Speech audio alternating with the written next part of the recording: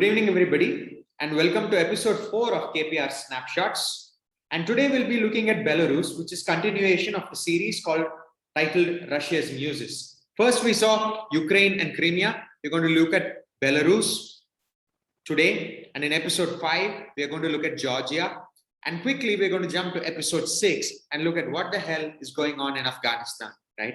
Who are these Taliban guys? Who are these Mujahideen guys? Who is Al-Qaeda? I mean, is America supporting them? But then why fight a 20-year war?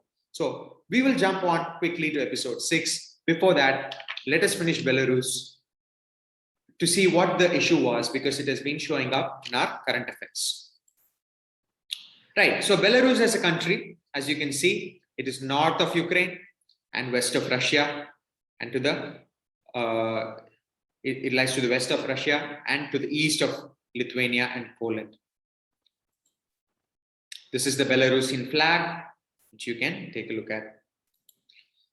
So some of the facts before we move on. The president is Lukashenko, called Europe's last dictator, and has been in rule for more than 20 years. The capital, of course, is Minsk. We encountered this name when we looked at Crimea, right? In the form of the Minsk dialogues 1 and 2. So who are the players involved in this entire issue? Of course, we have Russia under Vladimir Putin, Belarus under Lukashenko, and the opposition leader, a lady by the name Svetlana Tsikhanouskaya. Okay, I'm going to go just by the word or the name Svetlana. Okay, now why the protests which happened on August 9th, 2020? It was against what people perceived as a rigged election, where 80% of the vote Lukashenko favor. People did not believe it. They believed that this is rigged, and then they came on the street in large swaths and numbers. So what is the background? Are these protests just sporadic, right? Or have they been spontaneous, or is it a brewing pressure cooker sort of thing? So the thing is, yes, it is spontaneous, but it was not completely spontaneous either. Something was brewing, right? So in 1994, Belarus became independent from USSR. And ever since, Lukashenko has ruled Belarus for more than 20 years, almost breaking the record of Putin, who has been in power for a little under 20 years. So there has been a lot of resentment, disillusionment, even before the election, because people have now started moving to Europe. They have tasted democracy. They know what it feels like, etc. Right?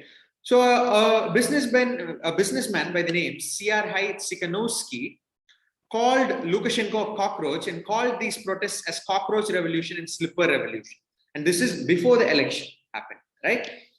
And this man, Serhiy Tsikhanouski, was killed, right? And his wife, who's the Svetlana we just encountered, is going to or wants to take over his mantle and carry the Olympic torch of democracy, right?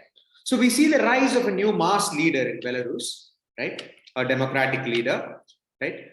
And nearly 60,000 to 70,000 people gathered with the permission of the government, right? In the sense, the government announced elections thinking Svetlana will not be a threat, but around 60,000 to 70,000 people gathered with the permission of the government, and this was not expected at all.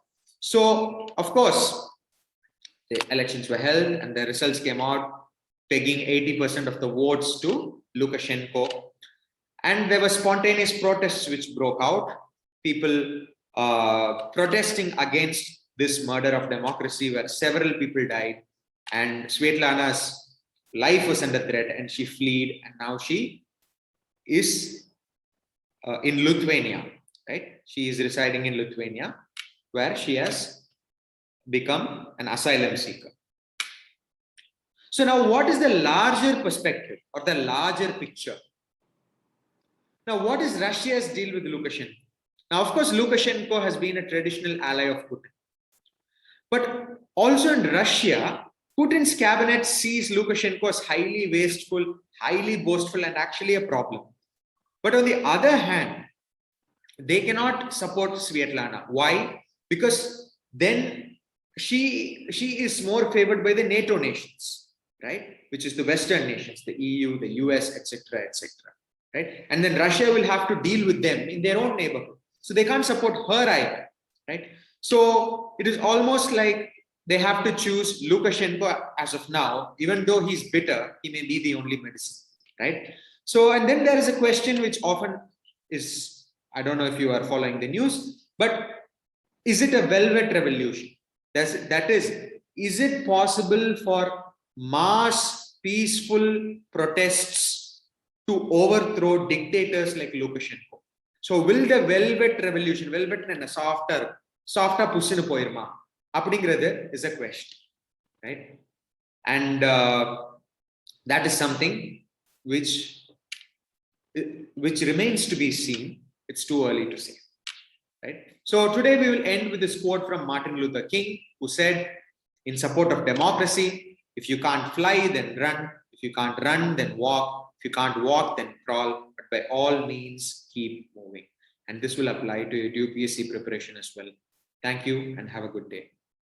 Signing off from KPRIA's Academy.